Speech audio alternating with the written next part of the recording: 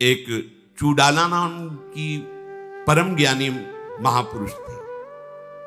उनके पति राजा थे। वो कोशिश करती कि इनको समझाऊं और आत्मज्ञान में स्थित करूं। तो जब वो उनको उपदेश देती तो उनके मन में आता ना कि है तो मेरी भार्या ही, तो कहते अपना ज्ञान तो अपने पास रख। और वो राजा थे। एक दिन जब रोज उपदेश दिया जाता है तो कभी न कभी तो प्रभाव पड़ता है।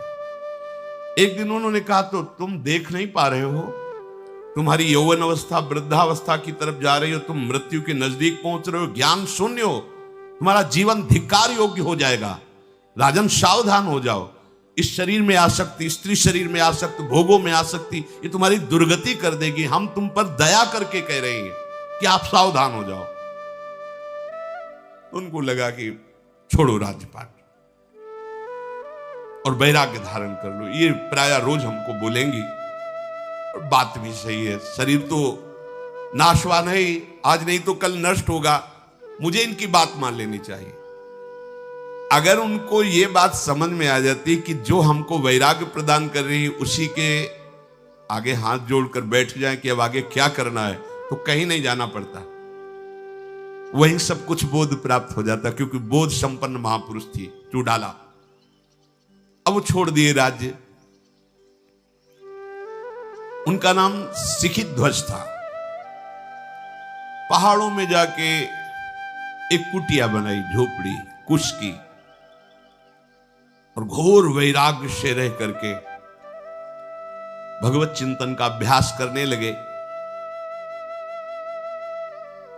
पर अशांत चित्त रहता, बार बार मन में आता राज्य कैसा चलता होगा, इतना मुझे प्रेम करने वाली मेरी भार्या कैसे रहती होगी, मेरे पुत्र मेरी प्रजा में क्या होता होगा।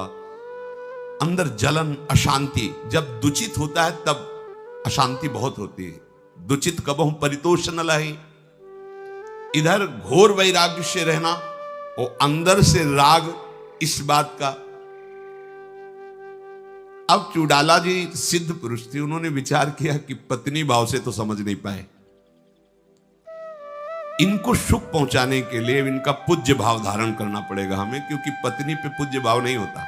देखो, उत्तम बात यह है कि जहां से हमें ज्ञान मिले, जहां से हमें भगवान की प्रीता मिले, हम ये नहीं कहते कि तुम उनका चरणामृत उतारो, पर अगर वो भाई है या पत्नी है या कोई भी है, वहां मन से उसको गुरु रूप से वरण कर लेना चाहिए। जैसे बिलो मंगल जी ने चिंतामणि को गुरु रूप से वरण किया कि अगर चिंतामणि ने सदुपदेश न किया होता, हमारे साथ कटु व्यवहार न किया होता, तो आज मैं श्री कृष्ण प्रेम को नहीं प्राप्त होता। पर प्रायः होता है नजदीक के संबंधों में ऐसी पूज्य भावना नहीं बन पाती है, बड़ा उपदेश करती है तो पत्नी ना, ये भाव नहीं होना चाहिए। अगर ठीक उपदेश मिल रहा है तो मेरे भगवान इस रूप में आकर उपदेश कर रहे हैं, मेरे गुरुदेव भगवान यहां से बोल रहे हैं, ऐसा भाव रखना चाहिए। अब वो विचार करके एक सुंदर ऋषि रूप धारण किया और आकाश मार्ग से उनके सामने से उतरी। जिसको वास्तविक ब्रह्म बोध हो जाता है, सारी सिद्धियां हाथ जोड़कर उसकी सेवा में खड़ी होती। जैसे श्रीमद राधा सुधा निधि में श्री राधा किंकरी नाम लुठति चरणयूर अद्भुता सिद्धि कोटि, राधा दासियों के चरणों में करोड़ों अद्भुत सिद्धियां लौटती रहती हैं। आकाश, अब ये क्यों दिखाया? क्योंकि श्रद्धा बनेगी ना। आकाश मार्ग से ऋषि वेश में उन्हीं की पत्नी चूडाला उतरी, उनके साथ हाथ जोड़कर खड़े हो गए, अर्घ दिया, साष्टांग दंडवत की और कुशासन दिया और कहा, हमें आपको देखकर ही इतना आनंद हो रहा है कि आज हमारे भाग्य खुल गए। मेरा हृदय जल रहा था वैराग्य में रहने पर भी, पर आपके दर्शन से अद्भुत आनंद। हे ऋषिवर, आप हमारा अर्घपाद्य स्वीकार करके विराजमान होइए। चूडाला ने कहा, राजन, जो ऋषि रूप में है, हमें प्रेरणा हुई कि मैं आपको कुछ बोलूं कि आपकी श्रद्धा हमारे पर है, क्योंकि प्रथम हृदय श्रद्धा जो करे, बिना श्रद्धा के उपदेश ठीक नहीं रहता। ऊषर में बीज बो देने के समान है। आरत अधिकारी जब पावे गूढ़ तत्व न साधु दुरावे। चूडाला ने कहा, राजन, तुमने अभी सर्व त्याग नहीं किया, इसलिए तुम्हारे हृदय में शांति नहीं और ना कभी हो सकती है। बात पकड़ लीजिए। तो उन्होंने कहा सर्व त्याग आप कैसे कह सकते हैं कि मैंने नहीं किया? अपने राज्य का त्याग किया, अपने बंधु बांधवों का त्याग किया, अपनी प्रिय भार्या का त्याग किया, पुत्रों का त्याग किया, राज सुखों का त्याग किया, और आप कैसे कह रहे हैं कि आपने सर्व त्याग नहीं किया? तो राजन, आप विचारवान हैं, विचार करके देखिए। राज्य आपका है, आपने रचना की है राज्य की, प्रजा आपने बनाई है? नहीं। धन आपने पैदा किया है? नहीं। ये शरीर आपने बनाया है? नहीं। फिर आपका था क्या जो आपने त्याग किया? ये धन, स्त्री, गृह, राज्य, भूमि, छत्र, बंधु बांधव ये आपके थे ही नहीं, तो आपने त्याग क्या किया है? कैसे आप अपने को त्यागी मान रहे कि मैं सर्व त्यागी हूं? राजन, जो त्याग करना चाहिए वो आपने त्याग नहीं किया, इसीलिए आप शोक रहित नहीं हुए। तो राजा सिक्किध्वज ने कहा कि हे ऋषिवर, यदि आप ऐसा मानते हैं कि राजपाट मेरा नहीं, धन धान्य परिवार मेरा नहीं, तो ठीक ही मानते, क्योंकि मेरी भी समझ में आ गया वो मेरा नहीं था, तो मेरा क्या त्याग? तो ठीक है, इस पर्वत में बनी हुई ये गुफा, ये कुटिया और ये वन, मैं इसका परित्याग कर रहा हूं, अब विचरण करूंगा। तो उनका फिर गलती कर रहे हो, ये पर्वत आपने बनाया, आपने मान लिया कि पर्वत मेरा है, ये गुफा आपने बनाई, ये तृण आपने बनाए, तृण की पर्णकुटी आपने बनाई, तृण तो आपने नहीं बनाए, ये वृक्ष आपने बनाए, ये भूमि आपकी है, आपने क्या त्याग किया? हाँ, ये भी बात ठीक है। तो मतलब ये त्याग करना भी सर्व त्याग नहीं होगा, आपका जो है वो त्याग करो, तभी सर्व त्याग माना जाएगा। अच्छा, तो ये वन, ये गुफा, ये कुटिया मेरी नहीं, तो मैं जिस आसन पे बैठा हूं, ये जो मेरा कमंडल है, ये जो मेरी माला है रुद्राक्ष की, मैं इसको ग्रहण करता हूं, इसीलिए सर्व त्याग नहीं हुआ ना, इसको भी त्याग करता हूं। फिर वह और का कमंडल की रचना आपने की है, रुद्र अक्ष की माला की रचना आपने की है, ये आसन आपने सृष्टि में प्रकट किया है? नहीं। तो फिर जब तुम्हारा है नहीं तो त्याग किस बात का? अच्छा, ये सारी वस्तुएं नहीं है मेरी, तो क्या अब बकाया क्या रह गया त्याग का? अच्छा, तो मैं अपने शरीर को पर्वत से गिरा करके नष्ट कर दूंगा, क्योंकि शरीर को तो सर्व त्याग माना जाएगा। फिर हंसी और कहा, राजन, चिरकाल तक इसी देहाभिमान में तुम शोकित हो रहे हो। यह देह तुम्हारी रचना है क्या? तुमने इसमें क्या बनाया है? इस बेचारे को नष्ट करने की बात तुमने कैसे सोच ली? जब तुम रचना नहीं कर सकते तो नष्ट करने का अधिकार तुमको कैसे मिला? ये तुम्हारा है क्या? ये शुद्ध ज्ञान की बात पत्नी रूप से समझा रही थी तो समझ में नहीं आया, ऋषि रूप से समझा रही। अभी तुम सर्वत्याग परमानंद की प्राप्ति की व्यर्थ बातें करो, क्योंकि सर्वत्याग तुम में नहीं है। सीखी द्विज बोले कि सर्वत्याग में ये रक्त मांस में शरीर, अगर इसको नष्ट कर देते तो मेरा त्याग नहीं माना जाएगा। ऋषि रूप में उन्होंने कहा, बेचारे निरपराध शरीर को क्यों आप मारना चाहते हो? इसने आपका क्या बिगाड़ा है? तुम अज्ञानी प्रतीत होते हो। शरीर को मैं मान रहे हो, मेरा मान रहे हो, फिर उसको नष्ट करना चाहते हो, यह अज्ञान का लक्षण है। बेचारा जड़ शरीर वैसे ही मरा हुआ है, मूक आत्मा है, उसको मारना क्या है? आपकी अभी बुद्धि ठीक नहीं है। अब पत्नी रूप से तो नहीं कह सकती थी ना, इसलिए ऋषि रूप से। आप जो ये शरीर की त्याग की बात कहते हैं, ये अपराध माना जाता है। बिल्कुल नहीं, वो तुम्हारा है ही नहीं। कमल लोचन राजन, शरीर का त्याग कर देने पर भी सर्व त्याग नहीं माना जाएगा, क्योंकि दूसरा शरीर मिल जाएगा। सर्व त्याग वही है कि जन्म मृत्यु का चक्र मिट जाए। तो हे देव, फिर किसका त्याग करना त्यागी कहा जाएगा? ये जन्मादि कर्मों का बीज क्या है? किसका त्याग करने पर आप मानेंगे कि मैं सर्व त्यागी हो गया हूं? उन्होंने कहा, साधु स्वभाव नरेश, इस शरीर का, राज्य का या कुटिया का, धन संपत्ति का त्याग वास्तविक त्याग नहीं है, क्योंकि वो आपका है ही नहीं। जब तक आप इस जगत में विचरण करने वाले मन का त्याग नहीं करेंगे, तब तक आप त्यागी नहीं माने जाएंगे। जो पीछे मंदाल शाह जी अपने पुत्रों को उपदेश कर रहे हैं कि तुम इस मन का त्याग कर दो। नरेश्वर, आप मन को ही संपूर्ण पापों की जड़ और जन्म मरण की जड़ और सबसे बड़ी संपत्ति, यही रचना करता रहता है। सारा का सारा खेल इसी मन का है। यही जगत है, यही सर्वात्मा पापात्मा बन जाता है। सर्वात्मा पापात्मा बन जाता, यही सब रूपों में है मन। मन का ही, जैसे स्वप्न में देखा ना, स्त्री पुरुष बाजार मारपीट दुख सुख लाभ हानि कुछ नहीं था, केवल एक मन ने रचा, केवल एक मन ने, कुछ नहीं, बिल्कुल असत्य। कहा कि सर्व त्यागी वही कहा जाता है जो मन का त्याग कर देता है। अब ये बड़ी समस्या है। अपने लोग तो मानते थे त्यागी वैरागी सन्यासी अपने शरीर को खूब सजा धजा के कपड़ा लत्ता घर परिवार छोड़ दिया है, पर यहां वास्तविक त्याग किसे माना जाता है?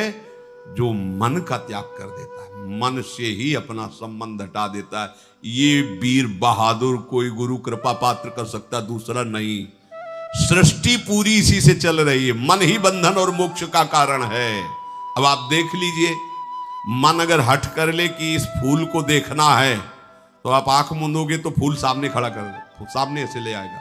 उसको आंख मूंदने से कोई मतलब नहीं, वो बहुत बहुत प्रवीण है, पूरी पिक्चर सामने खड़ी कर देगा और इतना व्याकुल कर देगा आपको कि वहीं ले जाएगा, वही करवाएगा। और वैसे ही चराचर जगत को फांसे हुए एक मन।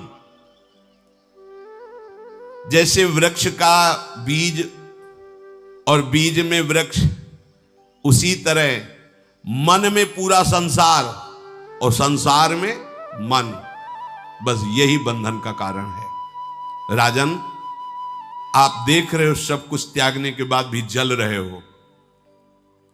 जैसे कई प्रश्न आते हैं कि बड़े बड़े अधिकार और पदों में कि मेरा मन अशांत है, जलता रहता है। मतलब जहां शांति की खोज कर रहे थे, वो सब होने पर भी शांति नहीं, अर्थात शांति कहीं और है।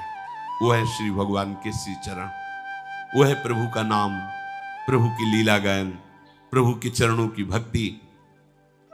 जो ज्ञान से प्राप्त होता है वो भक्ति में, रास्ते में प्राप्त हो जाता है। मम दर्शन फल परम अनुपा, जीव पाव निज सहज स्वरूपा, अपने आप ब्रह्मबोध हो जाता है। उसको ब्रह्मबोध के लिए अलग साधना नहीं करनी पड़ती।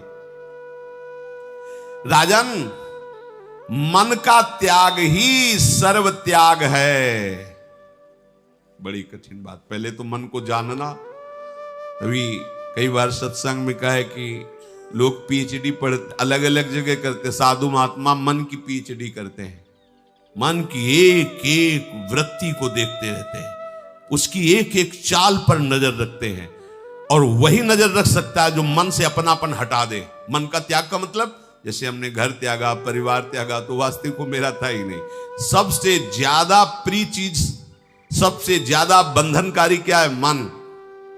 देखो ना, सब परेशान हैं इसी में, और इसी की आज्ञा का सब पालन कर रहे हैं। बस जो गुरुमुखी हो गया और मनमुखी चाल को रोक दिया, वही महात्मा। नहीं तो चाहे 100 गुरु बना लो, ये सबसे बड़ा गुरु तुम्हारे अंदर बैठा हुआ है मन। ये अपना ही चेला बना के रखेगा। जिसने मन को चेला बना लिया उस गुरु, और जो मन का चेला बन गया वो शुरू माया में। माया का स्वरूप ही मन है, और मन को चेला बना लेना बहुत कठिन है, बहुत कठिन है। मन को चेला जिसने बना लिया वही समर्थ गुरु। मन का चेला तो पूरा संसार बना हुआ है। महात्मा मन को चेला बना लेता है, और तभी बना सकते हो जब इससे अपनापन हटा दो। अपनापन इतनी जोर का है कि मेरा मन ये कहने में आता है, पर मैं मन, आज हमारा मन कह रहा है कि आज ये खाएं, अब ये खाएंगे ही क्योंकि मेरा मन कह रहा है। आज हमारा वहां जाने का मन कर रहा है, वहां देखने का मन, सूंघने का मन, भोगने का मन, सारा खेल इस मन का हो रहा है। राजन, ये राज्य अथवा ये वन, भगवत प्राप्ति में इनका कोई महत्व नहीं कि तुम राज्य में रह रहे हो या वन में रह रहे हो। तुम्हारा मन कहां है? राज्य में है, वन में है, तो प्रकृति में ही तो है।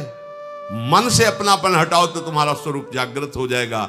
इस मन के ही अपनापन के कारण तुम बंधे हुए हो।